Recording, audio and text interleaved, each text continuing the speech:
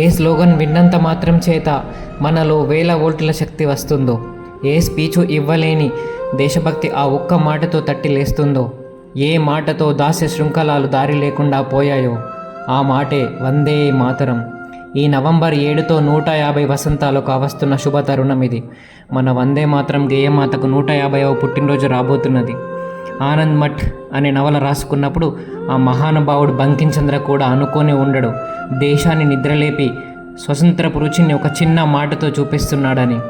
6 చరణాలలో 2 చరణాలు వింటేనే మనసు పులకరిస్తుంది. అలాంటిది మొత్తం తెలుసుకుంటే ఈ శుభ సందర్భంలోనైనా తెలుసుకొని పాడుకుందాం. రాసిన బంకించంద్ర గారికి, ట్యూన్ కంపోజ్ చేసిన విడి పాలుస్కర్ గారికి, ఈ గేయంకు వన్నె తెచ్చిన రవీంద్రనాథ్ ఠాగూర్ గారికి వేల వేల శనార్థులు. 2022లో జనగణమనతో పాటు సమాన స్థాయిని కల్పించిన ఢిల్లీ హైకోర్టుకు ధన్యవాదాలు. వందే మాతరం.